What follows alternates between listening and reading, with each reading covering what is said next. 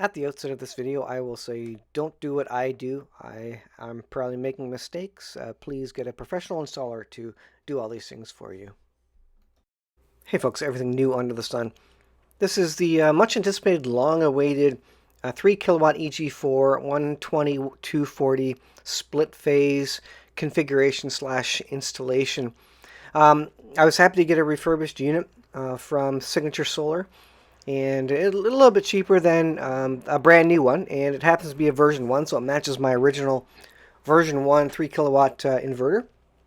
Now this video is going to go through a whole bunch of gotchas. There's 3 or 4 different things that either aren't described well in the manual or are missing altogether. Error codes, flashing icons, and issues with powering the inverters from AC, and including how to actually use that AC input when you're in a split phase configuration, which is different than when you're using them in parallel or single units. So stay tuned to it, and I will be making shorter videos on the individual gotchas. But yeah, overall I did complete this project. Everything is working as expected, and I'll provide updates as I can. But follow along. You can watch the whole configuration slash installation, or you can skip ahead if you want. Okay, here's part 1 of parallel EG4 converters. I'm shifting my panel. This is my main off-grid panel, not a sub-panel of this one. This is the main grid panel. This is the main off-grid panel. I shifted that over to the side. I'm going to stagger the EG4 inverters, I think, right here and here. We'll see how that fits. I'm kind of low on space. And then I'm going to have a DIY battery bank up on this tray, this big, or shelf I guess it is. It holds up to 500 pounds.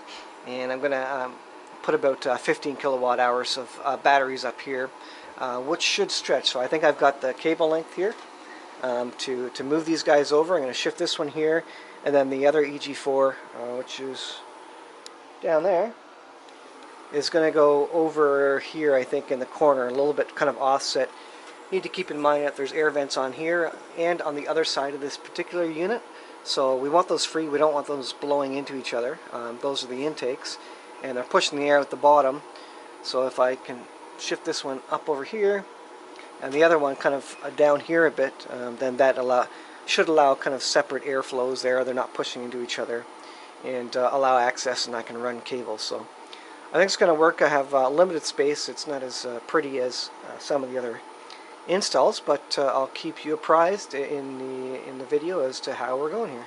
Update number 2: EG4 moved over. Need to do some wiring cleanup here, and I've rerouted the battery cables.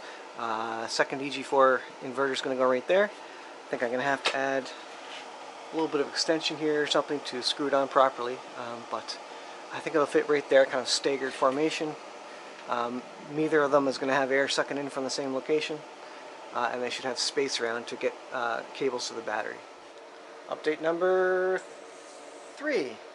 Both EG4s hung by the chimney with care, staggered so that the intake and the outtakes aren't directly beside each other in any way. I think there's sufficient room. I could probably use more room on each side, but I'm kind of running out of room on this particular board. I think it'll work. These are smaller units. They're not hoovering huge amounts of air, and they're not getting super hot either, as they're only 3 kilowatt systems, 3 kilowatt inverters.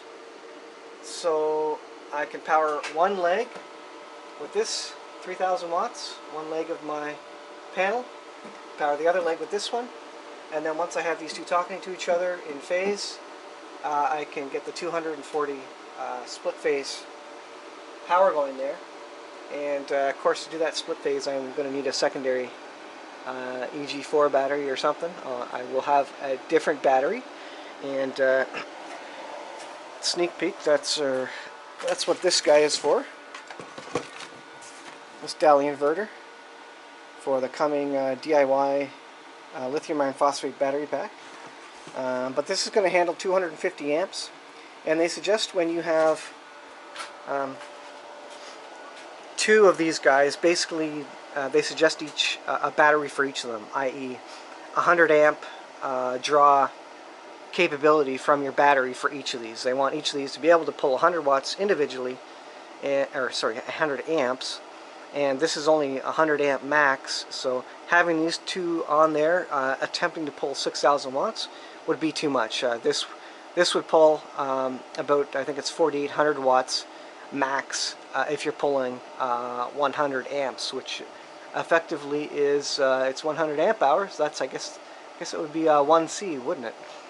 If my calculations are correct. You can correct me if I'm wrong in the comments, but yeah, so I can't, I can hook these temporarily to that, but I'm not going to be able to drive this one until, fully, until I get a secondary battery or get my DIY battery set.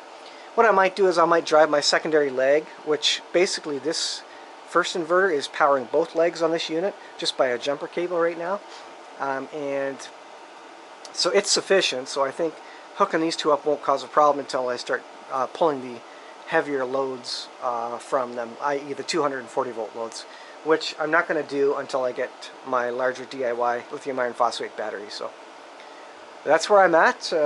Come back in the next segment with the wiring in place, and maybe we'll fire this guy up and see how it's looking. It is a refurbished unit. It came back from RMA. They fixed a rectifier in this, so we're going to see if this starts up, see how it works. Unfortunately, I don't have a resistor to pre-charge the capacitors, so I'm hoping that doesn't cause too much trouble. I didn't do that with the first one when I plugged it in to the Eagle battery, so I think it should be safe. But anyways, we're gonna try it and see how that goes. So stay tuned. Quick little update here, because this is overhanging the board that I have. I wasn't able to use this, so I quickly drilled myself another hole, and this actually goes into a 2x4 stud, so nice and strong, and I've got the bottom attached as well, so this is in place. I think this will work just fine. Okay, as I was hooking these two units up, everything was live. Don't do what I do, blah blah blah. But I connected the negative up here, and I expected to spark because there's going to be current inflow into this inverter, into the capacitors, and it shut everything down. Everything tripped. This unit tripped. I got error 19 on both of them, and if we look in the manual, that would be what I expect. Inverter, so error fault code 19. Inverter current offset is too high. So basically, too much current going through it. Both units sensed it. They shut off. I had to shut down the battery, completely the breaker and the BMS, and then I connected the negative, which I should have done in the first place anyways, to limit the current, and then started everything up, and it seemed to be fine. So there's a gotcha for anybody who's doing that. Shut down stuff. Don't do as I do. Yada yada yada. But I will say that these units are resilient. They put up with even the dumbest of folks who are installing them, and it just works. So there's the second wire I put to the negative. There was a spark there because the inrush of current going to this inverter. Again, like I say, the capacitors, and that chipped everything. I don't. It might have been this unit that actually tripped, but I don't know. There's an inrush of current, and they sensed it and both shut off safely. So kudos to EG4 for that, and it seems everything is good. I will mention that the space in the manual is 20 centimeters supposedly between two EG4s. I do have these offset, and so I think it'll be fine. It's sucking in air, but there's also a vent on this side which is sucking in air, which is open and free, and they're not sucking from the same airspace. That one's sucking from that airspace, and this one's kind of sucking through there. So I think it should be fine. I can feel the vents on the bottom, so that's good. So I'm not a fan of the so these aren't bolts going into the lugs such as what's on the batteries. These are just the soldered or silvered ends of the wires that are going, and then there's a screw connecting there which you can kind of see, and I had a hard time kind of getting them tight in there, so that's probably a gotcha for these ones. I want to say that these are based on lugs, if there's lugs in there. I haven't taken it off, but I recall that these were tied in with lugs instead of just a screw that capture, like the wire capture devices. But anyways, there you go. So I'll continue going, but both inverters are fired up now. Everything is working, and I just have to wire in the AC and go to my main panel and get that second leg powered up by this unit. So that's kind of what I'll be working on next. So stay tuned. Update number 4. I have the two inverters set up in split phase mode for the communication cables. The top Ethernet port on this one needs to go to the bottom on this one in the case of 2 units. And you can watch the daisy chain, or you can look at the daisy chain in the manual for if you have more than 2 units. And the bottom one goes to the top over here. So these are both operating. You probably can't see it, but the little flashing P right beside the light bulb means that this is the master unit. You can switch which is the master and which is the slave. On the slave, the P is not going to be flashing. Once these are communicating, all the menu items will effectively be the same on each of them for discharge, max charge, percentage, all that kind of stuff. The only thing that's going to be different, of course, mainly, is the configuration of the 2P2 split phase, and that's where you see the P2. Well, it's not flashing there. So the primary, the master, will flash P1, and the secondary, the slave, will flash P2. Now I've got a flashing 19 warning, and that's related to battery communication. Now I had the battery communication working for a second there, but then it stopped again, so I'm still working on that. But I will say I do have successful 240 volts, 120 on each leg, and the neutral bond happens to be in each of these right now. I checked them with the voltmeter. Neutral bond exists in both of them. I did not make a neutral bond in my panel like normally you're told to. Figuring that, well, the neutral bond in these is going to have to do, because I didn't want to void their warranty and take the lid off. And these are older than the 2022 date where they removed the neutral bond screw going forward. So these are both neutral bond right now. I did check the cases and the various ground wires, etc., to make sure I didn't have voltage on the box or anything like that. And so far it's looking good. I had not any troubles. I think the key things for me was that you need to have the secondary unit completely wired in.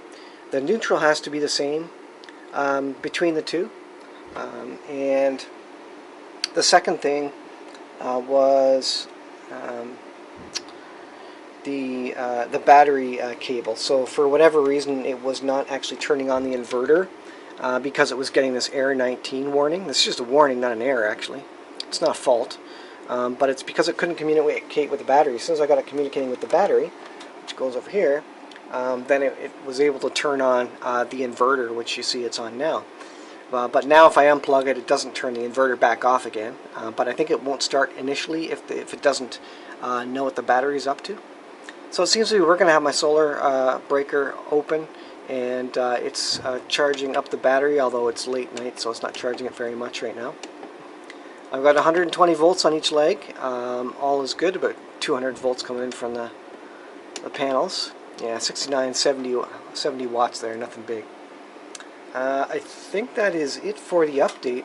I have to resolve that battery communication issue, and then that should be it. And then maybe what I'll do is I'll go through a full walkthrough of start to finish how to actually set these up, because there's a specific order to bring these up and to get them all connected for the split phase operation. And it's a bit different for the 3-phase and for the parallel operation, etc. A bit different. And I will definitely say, read the manual 4, 5, 6 times, and I think it's all there. It's just a little hard to to figure out these errors. Like if there is a warning, that warning is going to prevent that inverter from turning on. So that's a gotcha. You can also swap these from slave to master and master to slave, just by it depends on which one you turn up first. So if I turn this one on first and this one second, then this would be the slave. So I'll leave it there, and I'll get back once I figure out the 19 error. Okay, update. I had a flashing 19 here. These units are in split phase 12240. configuration with the communication cables. One single cable to communicate with the battery and the BMS over here.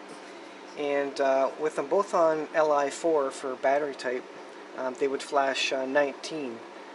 Even after I got everything working, 240 volts working, everything's great, but they wouldn't stop. So I went on to the Will Proust forum, and the answer was there. So I'll save it, or I won't save it.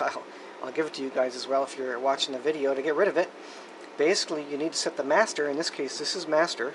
You know master because the flashing P right beside the light bulb there, whereas the slave has a steady P beside the light bulb there. So on the master, you leave it as Li4. Let me go to the config here. So setting number 5 is Li4. That's the lithium iron phosphate. That's the Eagle battery, whatever you got there, life power.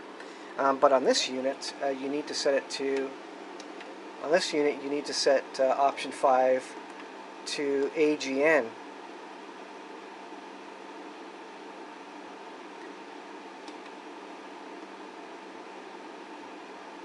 Select AGN, hit enter, and then hit escape.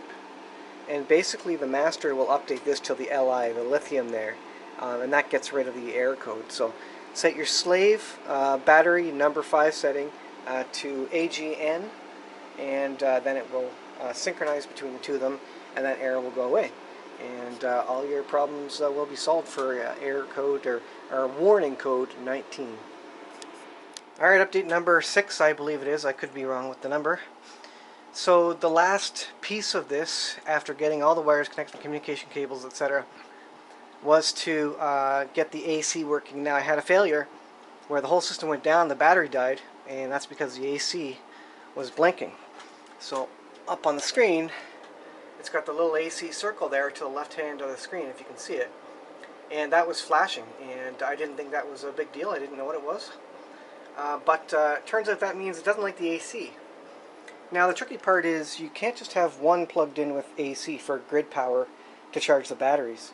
You need both inverters in the master slave, L1, L2, and 120, 240 split phase. You need both inverters plugged into grid power through the AC input on the far left of each of the units. Now that's not enough yet. You also need both of the phases.